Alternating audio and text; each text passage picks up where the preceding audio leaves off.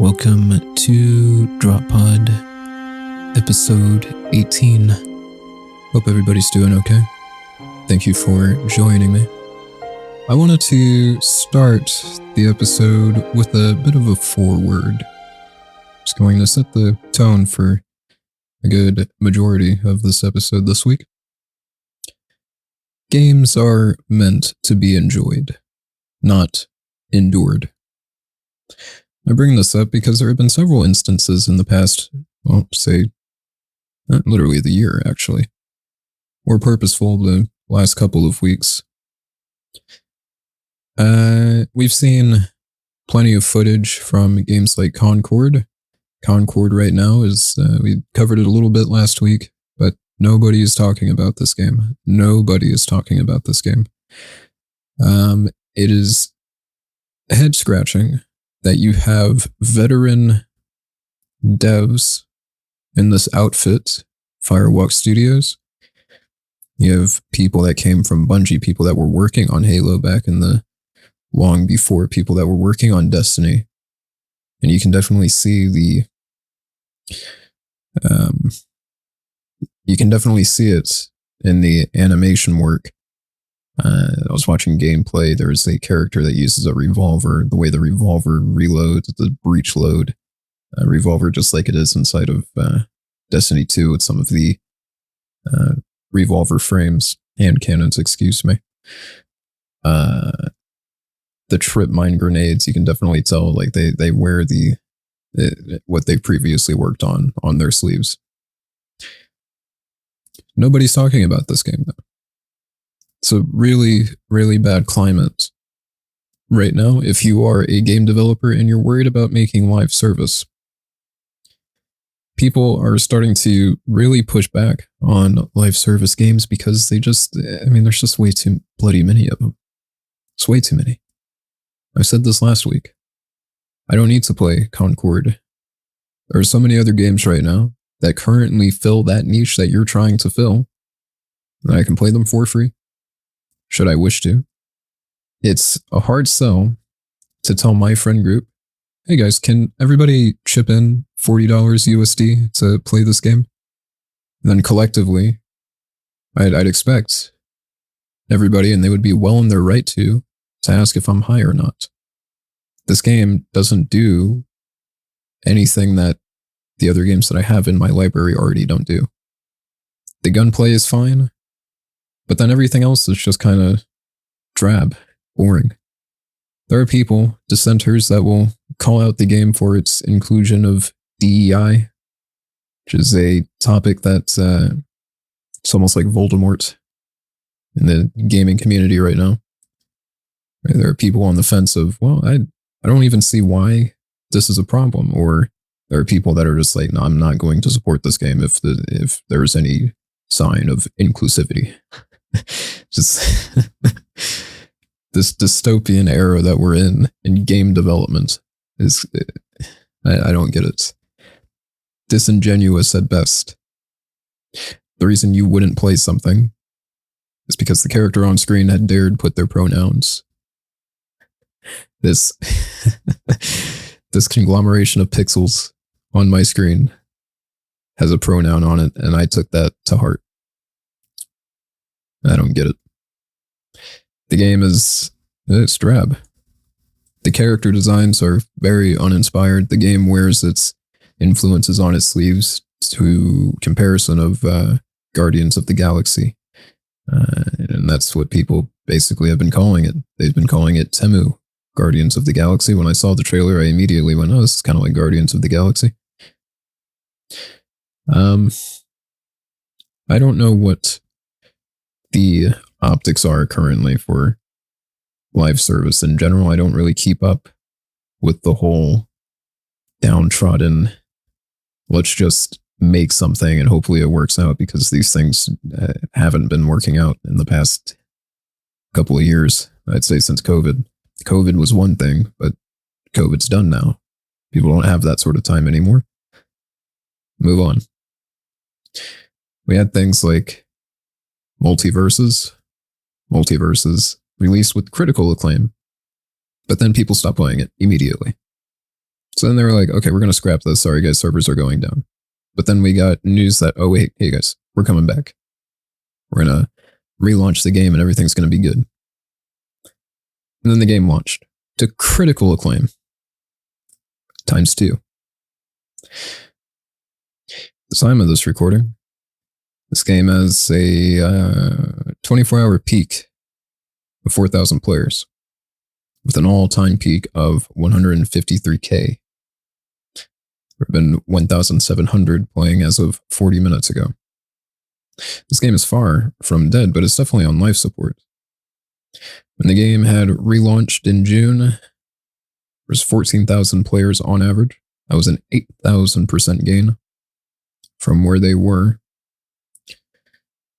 as far back as May. It's definitely awkward. It's awkward because it doesn't do anything that you already can't get. The game didn't do what it was supposed to do in regards to player feedback. Animations look stiffed. The combat became very spammy. It doesn't work. It just doesn't work. And yet they released it, and we're back to square one. So I'm rooting for this game because it does have beloved IPs. I love DC characters. I like it when the game included Batman. I like that it includes a lot of DC characters in it. I think that's fun. The game itself right now isn't very fun to me. I don't really see myself wanting to come back compared to something like Guilty Gear, Tekken, Mortal Kombat, games that already fill this fighting game niche. I don't really need another Smash Brothers. I already got my fill way back in the mid-2000s. I'm good. If I really want to do Smash Brothers, I'm going to wait for whatever the new Switch is and then wait for whatever the new Smash Brothers is. I really couldn't care less about a derivative of Smash Brothers just because it's on PC. And I feel like that's one of the hard issues of current live service development. I had mentioned last week, if this game had released, this game being Concord, way sooner, I'm sure the game would have been lauded as the game. Right now, we are just talking about this game going down as one of the games. If Concord wants to release right now, I honestly suggest that they hold off because this game at the time of recording is slated to release somewhere towards the middle of August, towards the end. So we're in a few short weeks of this game releasing, and this game is just not ready. The UI elements are disastrously bad. The character design in general is just disastrously bad. Their business model alone is disastrously bad. You're talking about every week that you log on, you're going to be drip-fed a cutscene, and these cutscenes are actually gorgeous, but these cutscenes alone are not going to make me want to play your competitive focus video game. I'm sorry. Cutscenes alone are not going to make me want to stick around with no incentive other than play competitive. I'm good on that. I already did my time in Destiny 2. I did my time in COD League. I don't need to do it again. I think the last thing people want in their hero shooter is to be told that they can't really play their hero, which is what Concord does. They put in a system where if you win a round, you are now barred from that hero. For the remainder of the game, you must play something else. Nobody wants to be told that they cannot play the hero that they want to play. The sandbox that they have is going to get very stale very fast too. There's nothing groundbreaking about me shooting a guy and that guy falls over. There are no ultimates, supers, what have you. So there's nothing there that like really turns the tide of a battle other than telling me that I cannot play the hero that I want to play. Because now I'm forced you know, rank 1 hand cannon player, I'm now being told to, well, you can't use the hand cannon right now, so you're going to have to swap to, oh, we'll try the SMG. I hear that's fun. It's like, I don't like using SMGs. So now this rank 1 hand cannon player has now reduced themselves to a rank 10 bronze tier SMG player. It's like, well, this is a free round for the other team. I don't know if that was the design philosophy around it. It's kind of awkward. They have a system in place where you can add a variant of the hero that you're playing. So yeah, if you want to play your hero again, you would have to add one of these variants, and the variants themselves aren't very interesting. I'll throw that out there. One of the characters has a hunter dodge aspect to them, but their variant removes the element of you doing this hunter dodge and reloading your gun in favor of just more ammo to carry. That's your variant, but at least you get to play that hero again. Something else that's head scratching is cosmetics in this game are earned organically, and this is something that a lot of players have wanted for a long time in video games. We have been missing this aspect where I feel like my play is generally being rewarded for the things that I'm doing in-game. The thing about the cosmetics in this game, though, is if one of your variants has currently equipped a cosmetic, you cannot equip that cosmetic for any of the other variants. So you would have to take off the cosmetic from a variant. There is no UI element that allows you to do this automatically. There is no UI element that allows you to have the outfit on all characters, just to allow you to take this outfit off of this current variant and attach it to the other. There's no way of doing that currently. If this game wants to release, it needs to work on just the UI. It is unreadable at best. You have tiny icons that don't really tell you anything, and this was the biggest problem inside of Destiny 2. Your screen would be flooded with buffs, and for the good majority of Destiny 2's lifespan, you couldn't tell what these things did. Some buffs, if they had text along with it, that was one thing, but then certain buffs that actually mattered to you, especially raid debuffs, those for some reason don't have priority or agency for other buffs on your HUD. So it became this huge song and dance for the first 4 years of Destiny 2. And apparently this is semi-fixed inside of Lightfall, aside from a few issues here and there. Lightfall, Jesus. We don't talk about Lightfall anymore. We just don't. Excuse me, Final Shape. But that's Concord in a nutshell. They need to just shelve this game, let it cook for a little bit more. This game is undoubtedly going to go free to play. It's a matter of when. And if you ask anybody right now, when is right now? Like immediately. This game needs to go free to play last night. Because, again, 9 out of 10 people will tell you, like, oh, I'd probably play more, which that's already not a good sign, but all right, we'll run with it. I'll probably play this game, but I cannot convince my friends to buy this game and play it with me. I can't convince myself to buy this game and play it.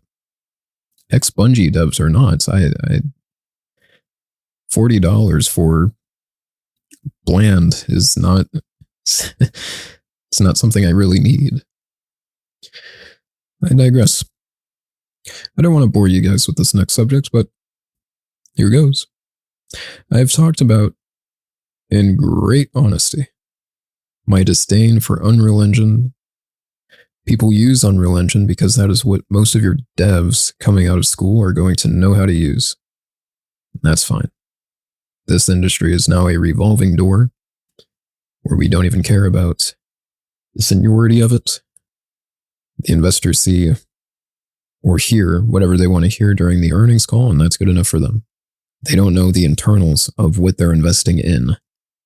Companies that lie to you directly to your face about how much their company is worth, what they're working on. They don't tell you about the inner turmoil of their business because why would I? I'm trying to get out. If you want to take whatever you want to take, then take it. That's what it feels like anyway. When we heard the reports about Bungie and the recent layoffs and Pete Parsons'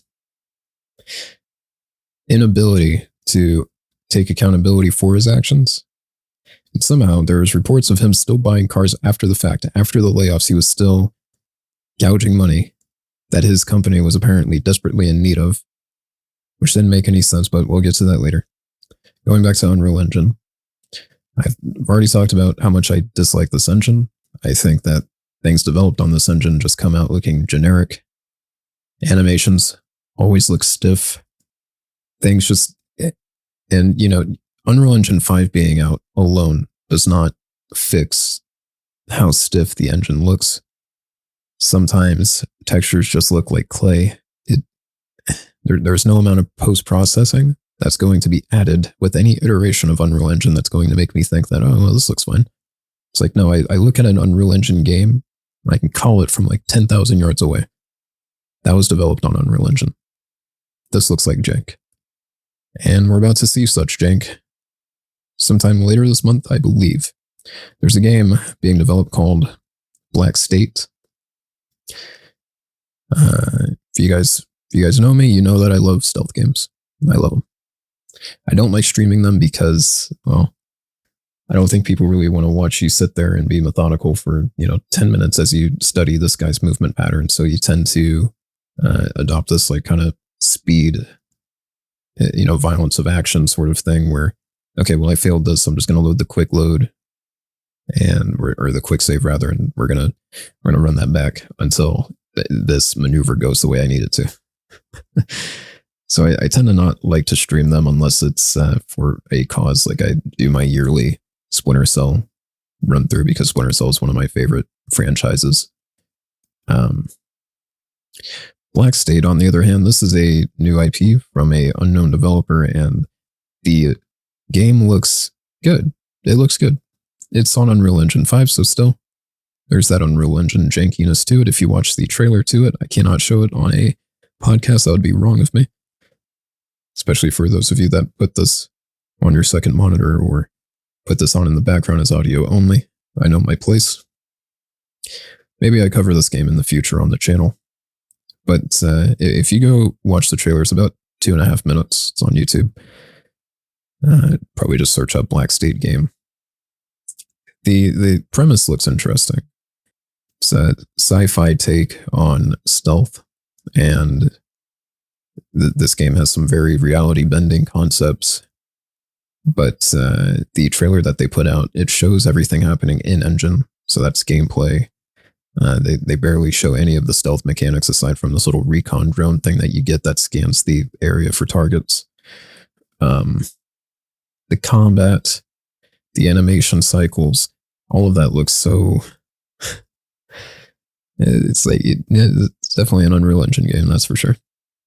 And it's trailer footage, so maybe they clean up the animations a little bit, but I don't know. Something tells me that it's going to release in the exact same way that I'm seeing it. And that's fine. At the end of the day, that's fine. The game looks neat. And the kids yearn for another stealth game, so I'll try it out. But I don't like that in this day and age. This never happened before. I would be happy to get a game or look at a game on Game Informer and see that see the art and the design work. I wasn't worried about, this is on Unreal Engine 3, this is going to be awful. It's like, no. Unreal Engine 3 games, they looked relatively unique for the most part. You put Rainbow Six Vegas, some people didn't know that Rainbow Six Vegas was Unreal Engine. But you put Rainbow Six Vegas next to Gears of War, you can't tell that these two games are on the same engine. Unless you owned the games on PC, in which case you would know because, need I say more? But, it didn't used to be that way. I don't understand I don't watch enough GDC to really get in depth on what developers are thinking for the current year, the next quarter, what the previous game philosophy was in terms of design work. Probably should, now that I'm getting into game dev itself, but I think as game design becomes more wildly available, more expressive for a lot of people, so it isn't how it used to be back in the mid 2000s. Anybody can release a game nowadays, whether it's on a storefront, on your personal design page, on itch.io, any other gaming platform. It's easy to put your work out there. So I see an Unreal Engine game and I immediately go, okay, this game is just portfolio work. Like this right here is something that they attach. And when they go seek, employment elsewhere at a larger company with their own, unique style to them, they can at least show this game off. And that's that. And that, again, that is not to say that Unreal Engine is bad. I think UE5 looks incredible, but I just don't. I look at an Unreal Engine game anymore and I go, that is some jank. This looks generic. And this is jank. Times 2. I digress.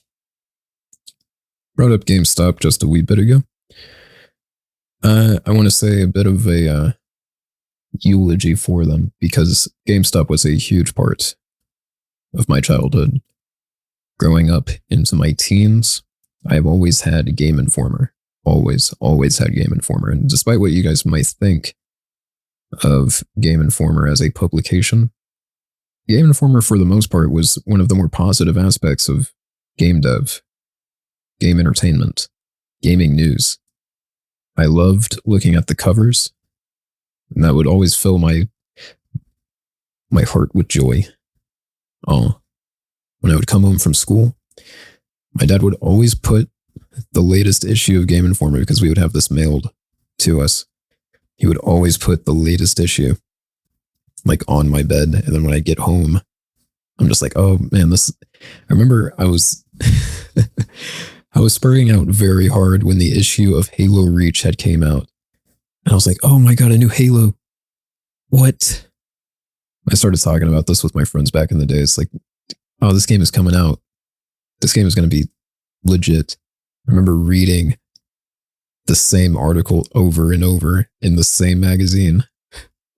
They're going to let you drive the forklifts. Oh my God, this is so cool. Oh, the elites look awesome. It's like, that's always going to be a big part of my childhood. And it's sad that nobody thought Game Informer was going to last much longer. We just didn't expect it to be now. GameStop had already said that they stopped putting funding towards Game Informer. So we were like, all right, well, this is going to be on life support. Hopefully the staff of Game Informer can find their footing. We need more positive influence in the gaming community. Everything is so rhetoric based right now. It's like, if you don't agree with my philosophy, if you don't agree with my policies, if you don't agree with whatever's happening in this current game that is being developed, then you're X. X being a lot of things. Racist, somehow. Homophobic. There's other things that I would want to say here, but I don't think I'd be able to on YouTube. And I don't want to be kicked off just yet, as the channel is growing. Oh dear. But it really sucks, man. I just hope that in due time that the writers of Game Informer, hopefully they can just do something similar to Second Wind. Second Wind has been one of my favorite sources for gaming news since they've been around. For those of you that don't know, Second Wind is basically The Escapist. It includes a bunch of people that came from The Escapist magazine and website, and they've basically just made their own thing, going like, hey, this is going to be a community funded ordeal. If you guys still care enough about gaming news, go ahead and support us. This is entirely funded on you guys, and they've been keeping to it. it's fun to see people like Yahtzee still go at it with his shows and really talk about game dev, the game industry as a whole. They really like the dialogue. So they bring game devs onto this little podcast ordeal of theirs, and that it's really fun to learn and listen about what somebody has to say, especially if it's like a veteran in the industry. It's like, oh, this guy knows a lot. That's been fun. Speaking of, I'm hesitating to even talk about this subject because it's been bothering me for a good chunk of the year. And I've been keeping tabs on certain individuals in this space that cover gaming content. You know the types all too well.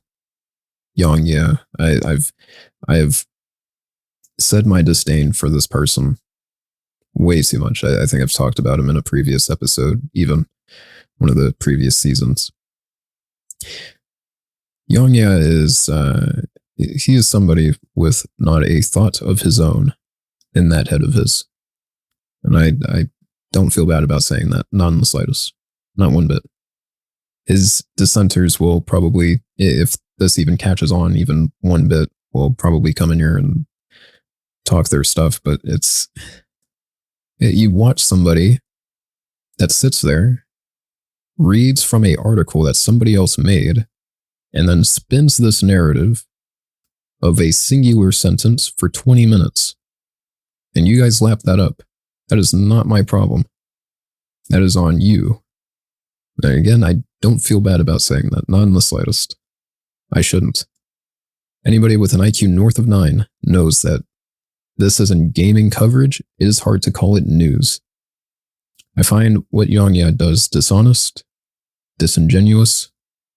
He has built his platform on the precedent that I can just say whatever I want, and then all I have to do is read from this article, pivot back to what I had said at the start of my little rant, continue on with a little bit more of the article, pivot back to where I was at the start of the rant, and keep spinning, because this is the age of spin.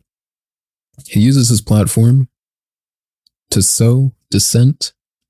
What I mean is a game that he had no intention of looking at, no intention of playing, no intention of even broaching. He uses that to weaponize his community, to talk down, to punch down on developers. It's chaos. It's dishonest. I can't stand him. I can't stand the work that he claims to be a part of. And I'm glad that it's starting to catch on with people like, hey, like, guys, can we talk about this for like a quick second? Like, this guy, what are you guys watching him for?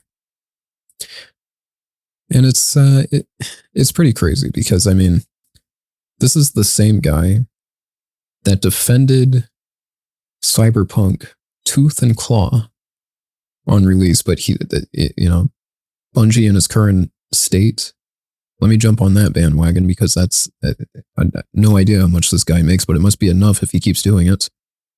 It's awful. It's awful, and I don't think these people aren't interested in forming a dialogue. People like Yang, they'll surely talk, but there is no dialogue there. There's no possibility for exchanging information. It's my side is right, unequivocally. Your side is stupid. What did I mean by that last week? There's another creator. I dare not say her name because I wouldn't want her views to go up +1. But I call her Female Yang. The only thing that I can give her credit for is that unlike Yang, at least she has some sort of principle that she stands by even though it's stupid. Her whole deal is that she is an anti-SJW. That's fine. That's okay. I have nothing against that. I have nothing against that at all. I am a true centrist. I'm willing to engage with people no matter how stupid I think your beliefs are. Doesn't matter if I think your beliefs are stupid. It's what you believe in. All right, whatever. If this forms a dialogue, then yeah, I'll talk to these people. But again, these people aren't interested in that. Their platforms are built on dishonesty. How much chaos can I cause doesn't matter to them because, well, it just doesn't. In the same vein of Young, yeah, this particular creator sits on her soapbox, reads an article from a very fringe gaming publication whose whole thing is that they spin this narrative that DEI is bad.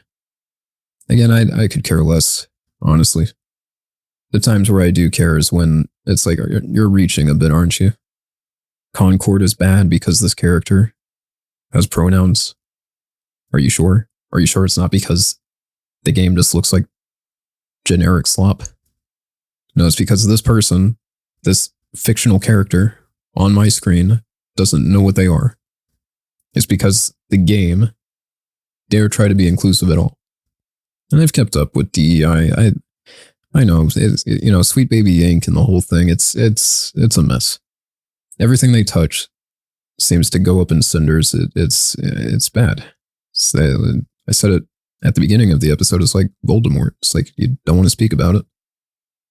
It's gotten so bad where developers are hiding the fact if Sweet Baby Inc. was even involved in the creation of the game, because it's like, I don't want to end up in the huge mass grave of all of these other games, and I don't want my work, this project I've been working on for X amount of years to months, go down in flames because dissenters are saying that, oh, well, this is just bad because this character that I designed is pandering. I don't understand that. I don't get that. I don't agree with it. But this particular creator will sit there and spin that narrative because that is what she believes at the end of the day. Her integrity is very dishonest. It is morally bankrupt, what she does.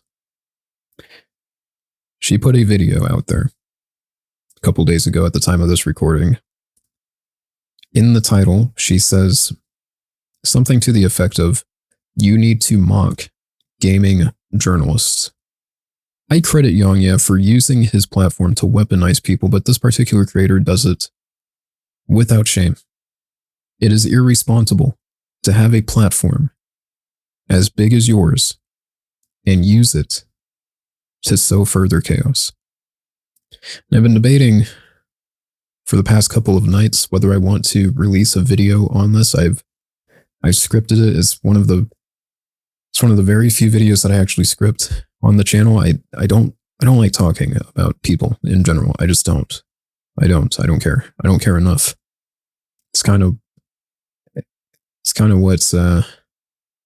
what stoicism is based on. I can't fix what I can't fix. I can only live in the best interest of my surroundings. I can only help what I can help. What you say, you're so far out of reach, and your optics are so out of, tune with the things that I believe. I'm not going to deal with you. It's not worth my effort. It's not worth my time. It's not worth my patience, and which that I am unreasonably patient. So I've been debating on whether or not I wanted to release this video. I've been weighing on the uncertainty of it. It's like, I don't care enough. I just don't. But at the same time, it feels irresponsible to not talk about this in some sort of capacity. And it's the very thing that I'm trying to avoid. And if you're claiming to be in the space where you are covering gaming news, the onus should not be put on your community to attack, berate, and ridicule others for turning their passion into a career. Another video before we move on from this subject is, I've been seeing this sentiment, and again, it is very irresponsible. I've been seeing this sentiment for the past couple of days since this has, all dropped on its head. The reason why Bungie employees have lost their job is because they're woke. Let that sink in for a moment, by the way. You following me? It's not the guy that's doing his best Scrooge McDuck impression atop his mountain of ill-gotten gains. No, it's because the poor schmuck dev dared have him in his fucking Twitter profile. That's why you got fired. I would love to engage in a forum where I could challenge these people in an honest capacity as somebody that doesn't lean towards either side, that doesn't care for any of this. Aside for the fact that these people had lost their jobs, their livelihoods. In the current climate that we're in, it's very hard to even bounce back. People of the older generation wonder why kids of the current generations want to do anything other than a traditional job, because a traditional job is uncertain. It used to be you get a job and you keep it for as long as humanly possible. If you lost that job, it was mainly on you, for the most part. So when you hear a kid that says, oh, well, I kind of want to do YouTube. Oh, well, I kind of want to start a business. Oh, well, I kind of want to do this. You can't blame them for wanting to try. In the age of spin, where I can say whatever I want, where everybody has a voice, where I can spin this narrative, it just doesn't work. I think it would do us some good if these people would actually have a one-on-one chat and just actually talk. But I don't, when you're that dishonest about what you do, I just don't think that's the case. What bothers me the most is that when you have a soapbox and the way that you do, your beliefs are pretty hard stuck in the way that they are. There's no changing that for the most part. People don't just change overnight. But when I see the comments, when I see the dissent that you've made, people saying, oh, well, Bungie deserves this. No, they don't. No one deserves to lose their job over corporate greed. Nobody deserves to lose their job over one singular person. Nobody deserves to lose their job over somebody that's lied. But those people won't know about that sort of stuff. No, they hear their news in quotes from this individual. And she's spinning a narrative that, well, they're woke, they go broke. At the start of the episode, I had brought up the games are meant to be enjoyed, not endured. I brought that up initially because I wanted to talk about Payday 3. Payday 3, it is nowhere of the quality or expectations that we had set for it when Payday 2 was just a good game. Like, yeah, it went through its turmoil, it went through its problems. Every game has its weak points. Payday 2 was no exception.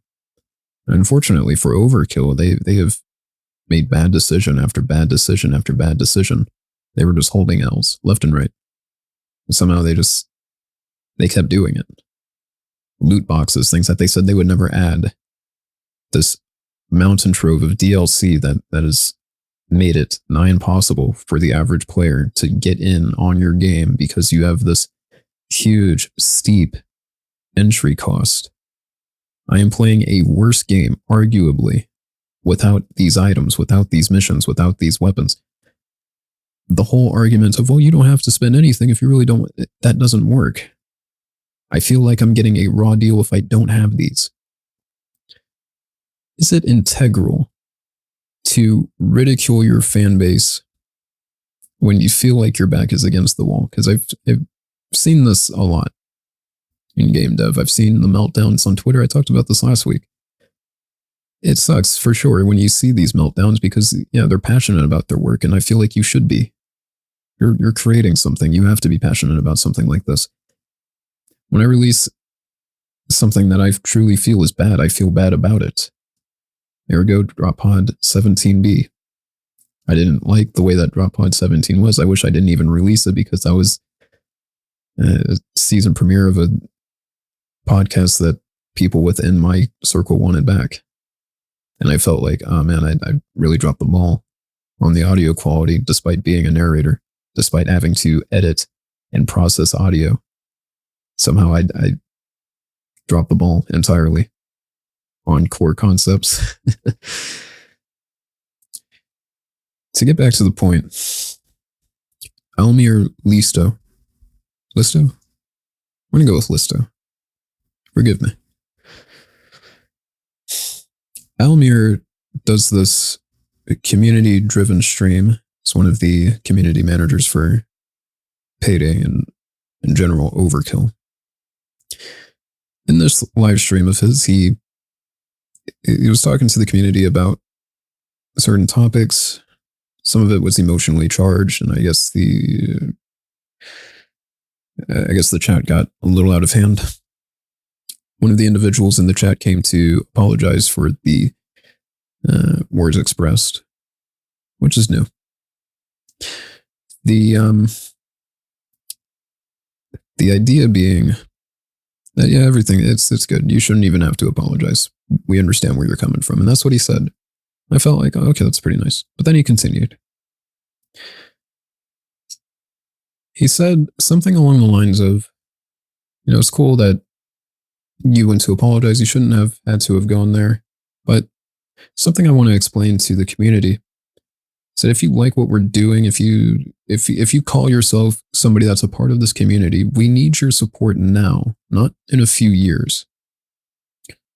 And this is presumably in response to the player numbers, just the general sentiment of the game. If you claim you're a heister, somebody, that's what they call their community members, then you should be here right now, not in a couple of years down the road when the game is in the spot that you want it to be in. No, if you want this game to survive, you need to be here. Well, it's one of those things where the onus should not fall to the player because of something you put out and it didn't live up to the expectation of the players. The game plays bad. People didn't like the changes that you guys had put in the game. People didn't like that you guys had swapped engines entirely for this game. I just find it so, it's jarring, and again, it's emotionally charged. You're in the moment, you're on a live stream, things don't get filtered. Almir would later go on to say something that, was an attempt to save face on the subject. He would go on to say in another live stream, like, hey, it doesn't mean, buy our DLC, it just means be a part of the community. That this was the second part of that. I was on a stream later on. And, I don't get it. I just don't get it, man. You guys at Overkill have made some terrible decisions. You guys went full hog on a game that plays like Payday 2, will never be Payday 2 in the form of Raid. It was a World War II era shooter where it basically played like Payday 2, aside from killing law enforcement. Instead, you are now killing, the Axis forces, which, I mean, yeah, that's a lot better than, it's killing law enforcement. But the game just played bad. It didn't have the same feature sets that people were expecting out of Payday 2, and things like the skill tree just didn't work. The game is still being worked on. It's not surprising. So it's by very few devs at this point, but it's being worked on, and they're doing things enough to where it's like, all right, people are starting to kind of come back and see what everything's about. But the game just plays, like Payday 2. So it was a hard sell. It's like, I don't need World War II-esque, gameplay. And people thought that this game should have just been, DLC content for Payday 2, if not like some sort of expansion deal. It's crazy what's happening with Payday 3, and there's such a huge rabbit hole right now with like Payday controversy. There's a dev that presumably lost their job recently, not as like a layoff, but because of the things that they had said on a public, or rather things that they said in public, that the stuff that they were saying was way out of band. So they privated their Twitter, feigning that, we're on vacation. It's like, okay, well, don't know about that one. It used to say in their profile that they were a dev at Overkill Software. It just says that they're a game dev. So I don't know if that, and that's why people are saying, well, presumably this person is like, let's talk about some more positive things that will somehow turn negative due to how jaded I am. At the time of this episode releasing, the Helldivers 2, in fact, there it is actually. Breaking news. The Helldivers 2 update that was slated for August 6th is now out. More than likely, I'm going to check this out on stream. It's been a while since I played Helldivers 2, so at the time of this releasing, which should be at I almost said 1000. No, sorry, at 1000 hours PST when this episode should be released. Later on in the day, at around maybe 1700 hours, I would have already been streaming Helldivers 2. I'll try to get people from the crew to jump on stream with me and check it out. We'll see where it goes. We'll see what happens. I kind of wanted to. I think I recharged my batteries enough on Helldivers 2. I want to come back. It's just that there's nothing there for me. So I don't really care about grinding the levels. Maybe now I do, since I'm on this whole achievement hunter shtick. And I explained initially that, that the numbers are dwindling. I think people are just kind of tired of the same old gameplay. It's like there's just not much to really do. You're looking at the same environments. You're doing the same objectives. The things that you want to control are uncontrollable. And once the game kind of just turns into chaos, it's like, yeah, okay, well, the 15th time of me getting ragdolled by my, friend that's playing with me, it's like, yeah, no, I'm good. I'm chilling. I'm all right. I got the experience that I wanted out of this. I think I'm okay. And that was kind of the problem with Helldivers 1. It's like, you get the weapons that you want, and, you're tackling bigger missions, but then once that, you do enough of those, and it's like, yeah, okay. Yeah. It's certainly a video game. That's not to say that Helldivers 1 is bad. It's, in fact, a very good game. And during Helldivers 2, soft period, people were starting to kind of drop out of the game, and people were just generally getting, myself included, were generally getting tired of all of the nerfs and balance changes that just didn't land very well. It's like, all right, well, I'm just going to go back to Helldivers 1 because I know what to expect, at least. Especially when the servers would go down. This was a huge problem. Earlier on in the game's life cycle, you try to get on. I remember I'd get off work. I'm like, all right, I can't wait to get on Helldivers, and it's like, no, the server's at capacity, or the servers are down, and it's like, all right, well, get on Helldivers 1 at least. I appreciate the comments, and I wish I'd have stated this at the beginning of the episode before I started talking about all of this. I don't intend for the program to be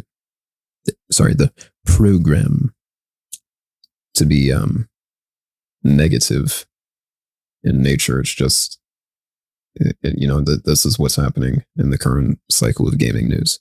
It's not to say that there isn't anything good happening. In fact, there's plenty of good coming out in August. There's a game that reminds me of Harvest Moon that's going to be coming out in a couple of days. There's a game that reminds me of Goose Game that's coming out, where you're a corvid, you're a crow.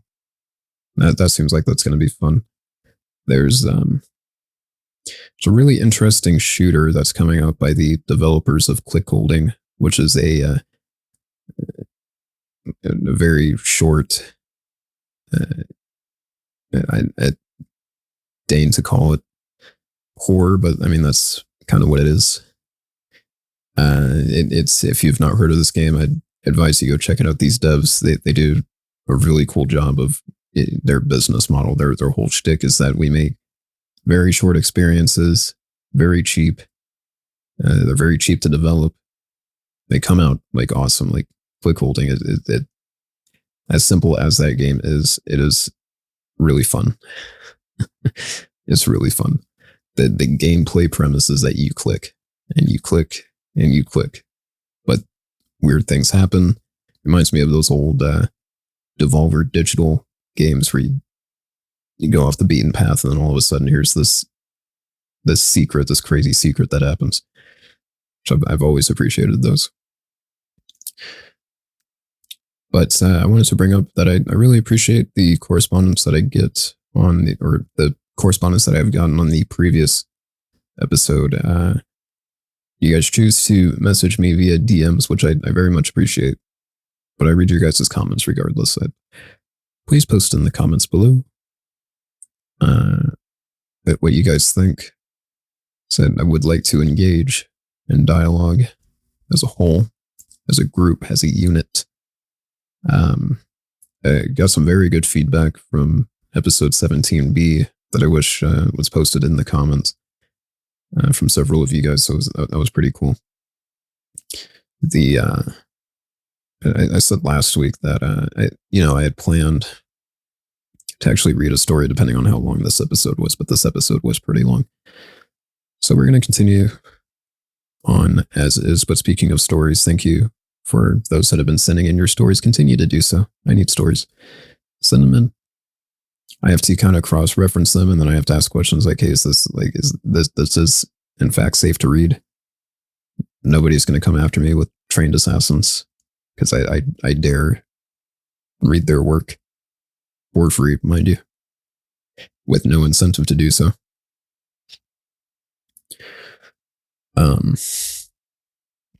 Eventually, I plan on having a portfolio just for my VO work, my narrations. Somebody had suggested starting a Fiverr, and I was looking into it, and I've gotten a few already that were asking for some demo work, but it's like, oh god, I kind of don't really have that. All I have, the things that I'm allowed to share, are my auditions and The King in Yellow, which is the only audiobook that I personally produced, and I should try to produce another. One, I should probably finish The King in Yellow because I did not finish it fully. And I feel like I've learned a lot about audio processing and good VO practices since then. But it comes at you however you want it, you know? There's not much that I really have left for the episode. I guess this would be the time where I kind of explain where I'm at with my game dev stuff. So I explained last week that I didn't know where to start, and it's been a week since that. I've gotten down to learning. Initially, I was going to start this project in Unity, but I do know a bit more about Python. So I opted for Godot, which uses its own little fork of Python.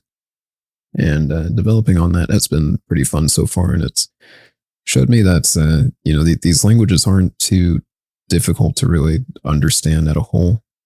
It's just, you have to define what you're saying. A computer can only understand so much, and you have to be very, I guess in a way, you have to articulate what you're doing to the computer in such a way that it understands that if I'm trying to tell you to draw a circle, I have to really define where you're trying to go, and stuff like that is like really fun to learn and figure out, and I'm having a fun time. But I've been basically learning as much as I can fundamentally. Day one of this project, I was just learning how to make a player controller. That wasn't too difficult, thankfully, given my knowledge of Python already.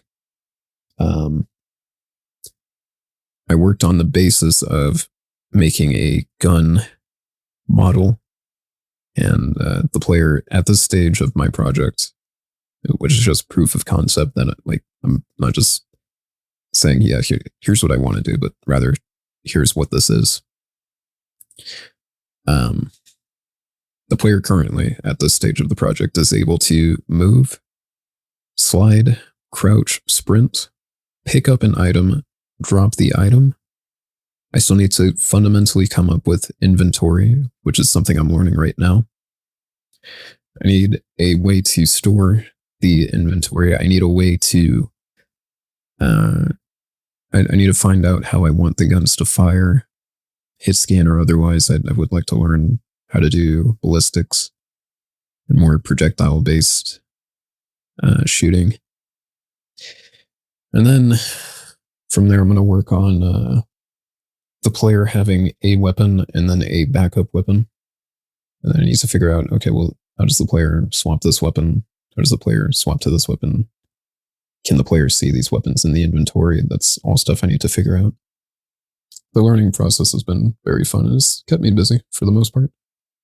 When I don't really feel like doing anything, it's one of those things that just keeps you productive, especially on like my weekends, which is like the time where I get most lazy, which is fine. And everybody needs a break. And in the IT work that I do, I definitely appreciate those times where I can just kind of like sit back, because it's like, oh god, survived another week of operator error.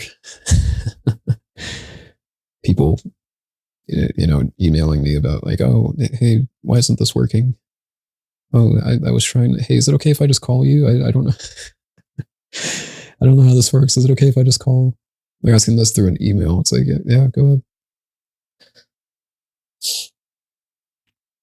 Oh well, and like sometimes it like things just make me feel dumb about my line of work.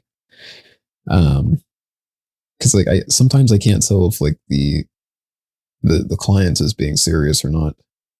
It's like I can't really put it past anybody. I have to treat everything as if like as if I was teaching it. One client last week wanted to know how to print out some records that they had on Excel, and I was explaining. Say they usually don't bother with any of this stuff, so I had to explain the fundamental functions of the keyboard. So yeah, if you press the Windows key, sorry, hon, where's that? It's like, oh, you see the Windows key is on the bottom left of the keyboard. You're just going to go ahead and press that. It's the only icon there on the bottom left. It should look like the Windows logo. Like, yeah, go ahead and press that. Like, oh, I never knew that was there. It's like, yeah. Go ahead and type in Excel for me. You should see a window that had popped up. Go ahead and type that. Oh, I see it. It's like, yeah. Go ahead and open that up there, and you're going to see towards the splash screen. It should have the recent stuff that you guys have been working on. You should see your file there. If you don't, let me know. It's like, oh, I see it. Oh, great. Oh, you've been such a help, hon. Thank you. It's like, yeah, no worries. Yeah, I have to log that as operator didn't know how to use their computer. Those are my days in a nutshell. It's I very rarely get any taxing things that I need to be doing. I've only been in an instance once where I had to replace a full-on computer because the terminal wasn't working, so I had to drive down to the airport where my project is currently being held at. And I'm talking to the person that works there. Like, yeah, this hasn't been working all day. It's like, oh, yeah, nope, that thing is done. Thing is coated in dust. And rather than wait here for me to, clean all of this out, run diagnostics and all that, we're just going to get you a new system to set up right here. So far, that has only happened once and has not happened since. So,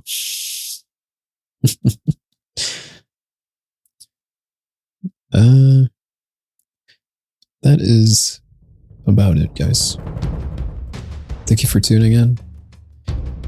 When this episode releases, make sure to catch me later on in the evening for some Helldivers. If you are a Hell Jumper that's listening to this, and if you want in, there's most likely going to be a call to arms in the Discord for me using you guys as land development.